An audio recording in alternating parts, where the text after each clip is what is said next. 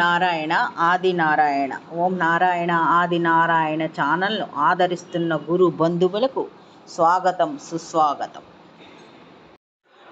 ఓం నారాయణ ఆది నారాయణ. ఓం శ్రీ భగవాన్ వెంకయ్య స్వామి నమ. ఆశ్రిత జనరక్షకుడు, దీనజన బాంధవుడు శ్రీ భగవాన్ వెంకయ్య స్వామి వారి పాద పద్మములకు నా ప్రణామములు. సమస్త సగుణ రూప నిర్గుణ రూప గురుదేవుల పాద పద్మములకు నా నమస్సు మాంజలి. ఈనాటి సర్వసమర్థ లీల శీర్షికలో శ్రీ భగవాన్ వెంకయ్య స్వామి వారి లీలా వైభవంలో జరిగిన కొన్ని లీలలు ఇప్పుడు స్మరించుకుందాం. ఈ భక్తురాలు పేరు చింతంపూడి లక్ష్మమ్మ గారు. వీరు శ్రీ భగవాన్ వెంకయ్య స్వామివారి అగ్నిగుండానికి ప్రతిరోజు కట్టెలు తోలే బండి రమణయ్య గారు కుమార్తె. ఈమె ఈ వివరములన్నీ శ్రీ అల్లు భాస్కర్ రెడ్డి గారు నిర్వహించిన విశిష్ట సత్సంగంలో వివరించిన లీలలివి. వీరి స్వగ్రామం అనికేపల్లి.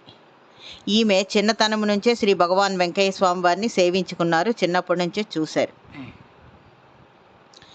ఈమె తండ్రి రమణయ్య గారు ప్రతిరోజు శ్రీ భగవాన్ వెంకయ్య స్వామి వారి అగ్నిగుండానికి కట్టెలు తోలుతూ ఉండేవారు. ఒకరోజు ఈ రమణయ్య గారు వాకాడు నుండి చింతలపూడి వెంకయ్య అనే అతన్ని వీరి ఇంటికి ఇల్లరకం తీసుకురావాలని శ్రీ భగవాన్ వెంకయ్య స్వామి వారిని అడిగారు. అప్పుడు శ్రీ స్వామివారు ఇలా అన్నారు, అయ్యా బంగారంగా తీసుకురాపోయ్యా అన్నారు. వీరి తండ్రి గారు అలాగే అతనికి ఆ చింతలపూడి వెంకయ్య గారిని వీరి ఇంటికి తీసుకొచ్చారు. కొంతకాలం ఉన్న తర్వాత వీరి పొలంలో మిరపకాయలు పంట వేశారు. అవి ఎప్పుడూ బాగానే పండుతూ ఉండేవి. ఆ సంవత్సరం మాత్రం చాలా తక్కువగా పండినట్టుగా కనిపించింది. అప్పుడు ఈ లక్ష్మమ్మ గారి తల్లిగారు ఈ వెంకయ్య గారికి అన్నం పెడుతూ ఇలా అన్నారు, ప్రతి ఏటా తూముడు మిరపకాయలు పండేవి, నువ్వు వచ్చిన తర్వాత 19 మిరపకాయలు కూడా పండేటట్లేదని ఆమె అన్నది. దాంతో వెంకయ్య గారు బాధపడి అనికేపల్లి నుంచి గొలగమూడు వెళ్ళారు. అక్కడ రమణయ్య గారితో చెప్పారు, నేను వెళ్ళిపోతున్నాను అని చెప్పారు. అప్పటికి ఇంకా ఈ లక్ష్మమ్మ గారితో వీరికి ఇంకా పెళ్లి కాలేదు. అప్పుడు రమణయ్య గారు వెంటనే ఆ వెంకయ్యని తీసుకొని భగవాన్ వెంకయ్య స్వామి వారి దగ్గరికి తీసుకెళ్ళి, స్వామి ఈ అబ్బాయి వెళ్ళిపోతానంటున్నాడు, నా భార్య ఈ విధంగా మాట్లాడింది, అందుకని ఈ అబ్బాయి వెళ్ళిపోతానంటున్నాడు అని స్వామివారికి నివేదించుకున్నారు. అప్పుడు శ్రీ స్వామివారు ఇలా అన్నారు, అయ్యా పోయిన జన్మలో వాళ్ళు కోమటోళ్ళు, వీళ్ళిద్దరూ తల్లి కొడుకులు, ఆమె కోడలు.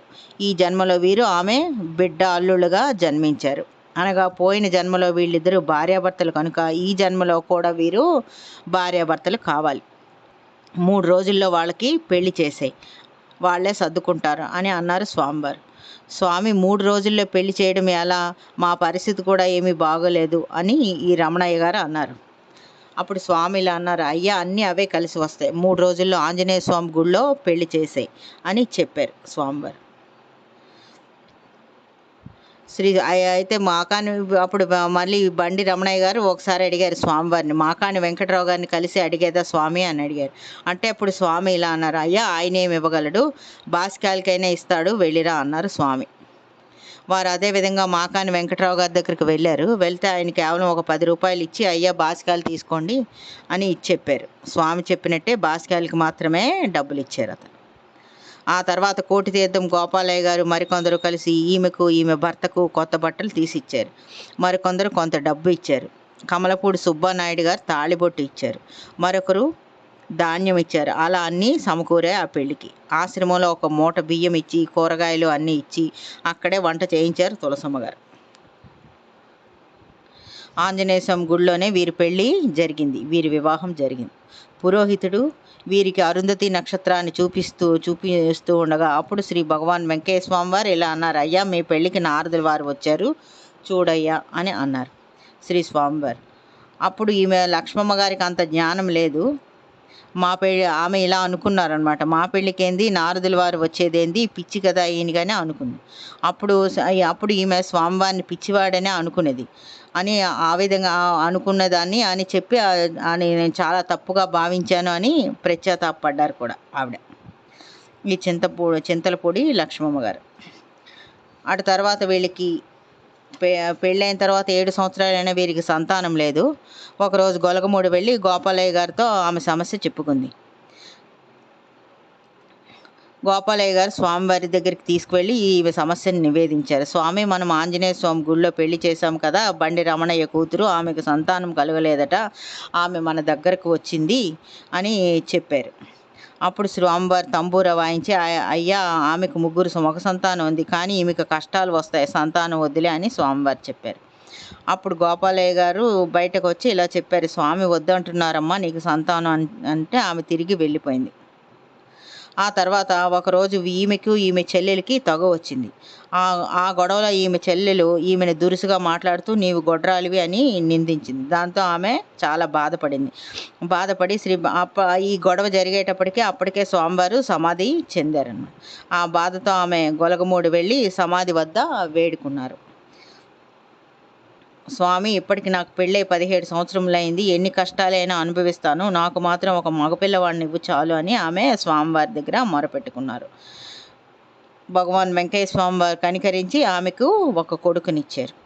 నాకు ఆ కొడుకు ఇప్పుడు ప్రస్తుతం అంటే వీరికి ఎలాంటి కష్టాలు రాకుండా శ్రీ భగవాన్ వెంకయ్య స్వామి వారే అండ ఉన్నారు. ప్రస్తుతం ఈమె బిడ్డ స్వచ్ఛంద సేవా సంస్థలో పనిచేస్తూ హాయిగా ఉన్నాడు. ఇంకొక అనుభవము, ఈమె పేరు కోసూరు పోలమ్మ. ఈమె వయసు 80 సంవత్సరాలు ఉంటుంది. భర్త పేరు కేశవులు. వీరి స్వగ్రామం కూడా అనికేపల్లె. ఈ వివరములన్నీ అల్లు భాస్కర్ రెడ్డి గారు నిర్వహించిన విశిష్ట సత్సంగంలో వివరించిన లీలలు ఇవి. ఈమెకి సంతానం కలగలేదు వివాహం అయిన తర్వాత. అప్పుడు స్వామివారి దగ్గరకు వచ్చారు. స్వామివారితో ఇలా మొరపెట్టుకున్నారు. అప్పుడు స్వామి సంతానం లేదని స్వామివారి దగ్గర మొరపెట్టుకున్నారు. అప్పుడు స్వామి 2 వేళ్ళు చూపించారు. ఈమెకేమీ అర్థం కాలేదు.